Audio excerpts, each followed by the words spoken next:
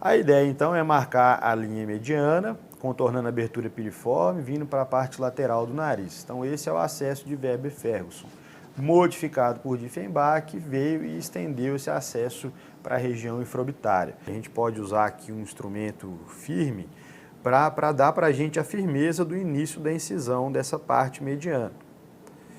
Lâmina fria, toca no tecido mole. Então a gente faz a incisão aí no primeiro plano e já cai no plano muscular, músculo orbicular da boca.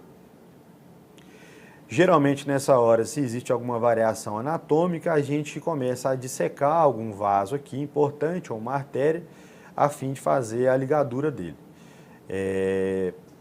Se na teoria esse cadáver tiver como mando figurino, provavelmente essas artérias terminariam aqui distalmente às bordas e a gente não teria esse tipo de problema. Lembrando que músculo sangra bastante. Então, não por isso a gente deixaria de usar aqui agora, para terminar a nossa incisão, o eletrocautério, tá bom? Então, com duas incisões, a gente termina de seccionar o músculo orbicular da boca e podemos prosseguir superiormente aqui, contornando a abertura piriforme.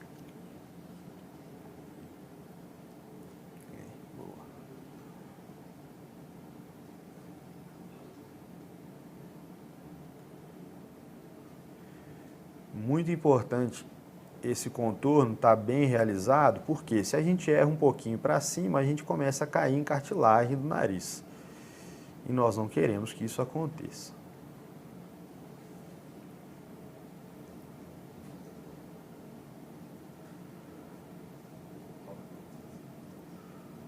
E a orientação do bisturi agora é bem importante. Como vocês estão vendo aqui, ele sempre vai perpendicular à superfície da pele, você nunca inclina ele, porque existe essa possibilidade mesmo de você perder o plano e às vezes o plano ele perde orientação e você pode entrar para dentro da cavidade nasal mesmo, que é o que você não quer.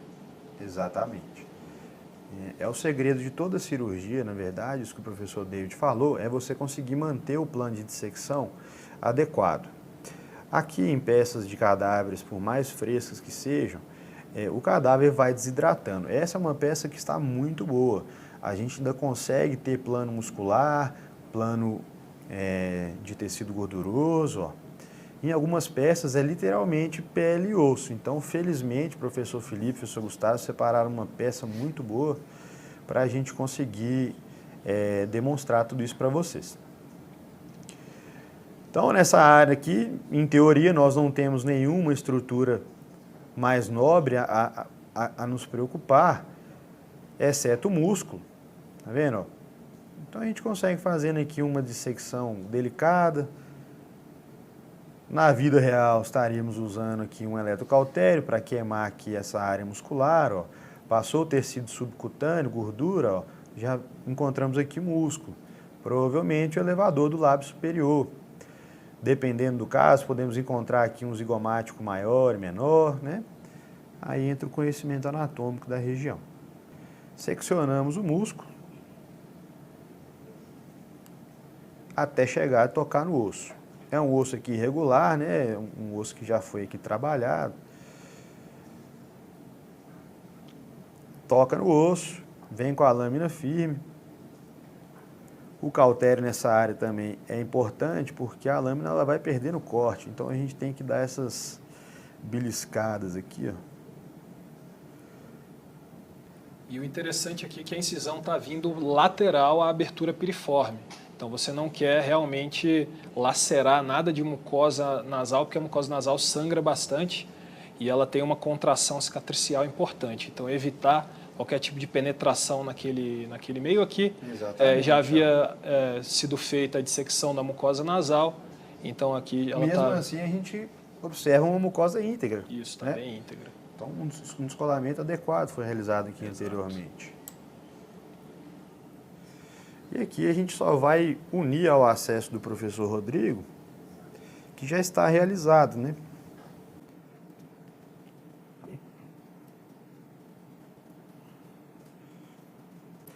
Agora é o momento que a gente pega o instrumento preferido de nós, cirurgiões, bucomaxilofaciais, mas que a parte da medicina ainda não descobriu o valor desse instrumento aqui, o Molt. Aqui, ó, é interessante, também já tinha sido feito um acesso vestibular para maxila, então eu nem precisei descolar, incisar e descolar essa área. Também já estava realizado agora anteriormente, né, na aula do professor Aécio.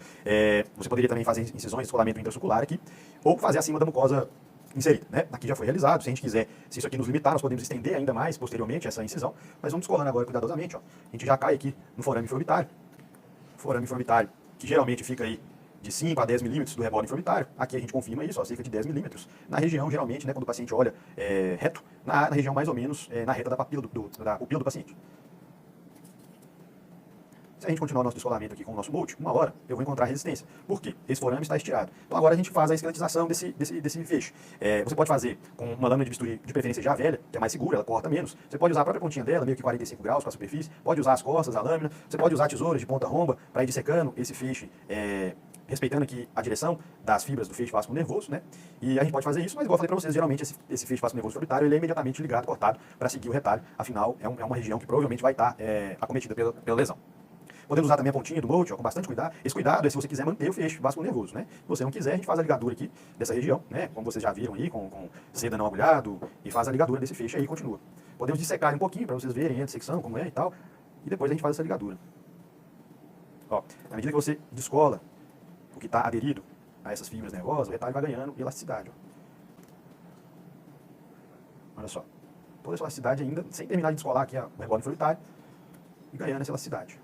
E é interessante ver que quanto mais lateral você vai indo com a sua dissecção, você está começando a entrar, justamente como o professor falou, no corpo do zigoma, e ali a gente tem inserção do músculo masseter. Então ele tem uma resistência maior à dissecção também, como a gente pode ver ali algumas fibrazinhas do tendão inseridas, e isso também dá uma certa dificuldade na hora da dissecção, mas isso gradualmente ela vai soltando.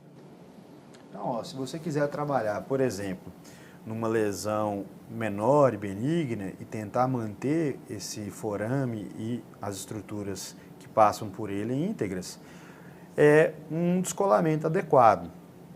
Mas, claro, se você for trabalhar para fazer uma cirurgia removendo alguma lesão que não necessite uma abordagem tão agressiva, talvez você tenha errado na sua escolha do acesso cirúrgico, né? Esse é um acesso cirúrgico para ampla exposição e para grandes ressecções. Se você fosse ressecar, por exemplo, essa região aqui, ó, você conseguiria fazer com um acesso intrabucal tranquilamente, né? Não teria necessidade de fazer um acesso desse tipo.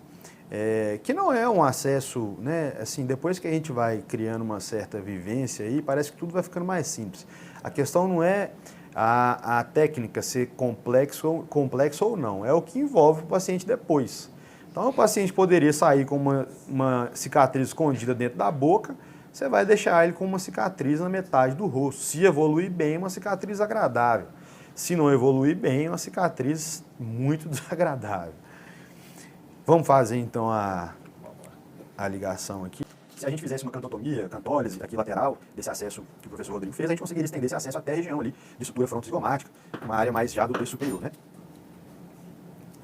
Então nós faremos aí o nó de cirurgião, que vocês já têm treinado bastante, a fim de esganar, né, esse feixe vascular nervoso, de preferência um fio robusto.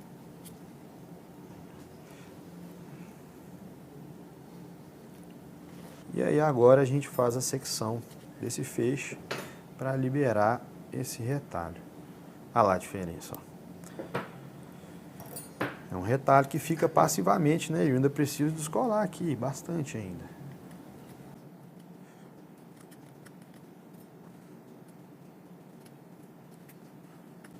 Nessa região também, geralmente a gente costuma achar forames aí, por exemplo, zigomático facial, que não é todo paciente que tem, mas a gente acha com certa frequência.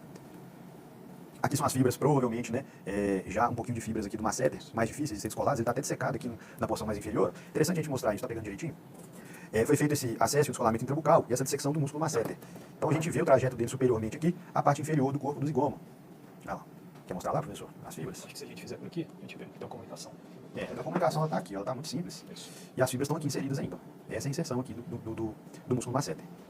Um outro ponto que é importante a gente aproveitar que a peça está aberta aqui, isso vai ser um tópico que a gente vai discutir amanhã, são os pilares faciais, especialmente os pilares verticais, né? Então a gente tem aqui o pilar zigomático, que é uma das principais vias de transmissão de força oclusal para dissipação no crânio.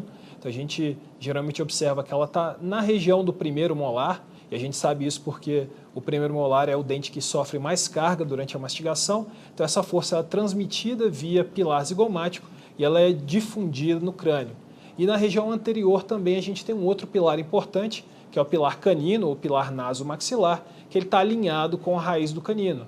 Então, essa região e essa região são as regiões que a gente tem uma densidade óssea maior, então pilar zigomático, pilar nasomaxilar, o pilar canino, e como foi mostrado anteriormente, são essas regiões que a gente usa de escolha para pontos de fixação no caso de uma fratura, por exemplo. Então, a gente geralmente usa essa região como fixação de uma fratura do tipo Lefort, por exemplo, ou uma cirurgia ortognática propriamente dita. No mais, é isso aí.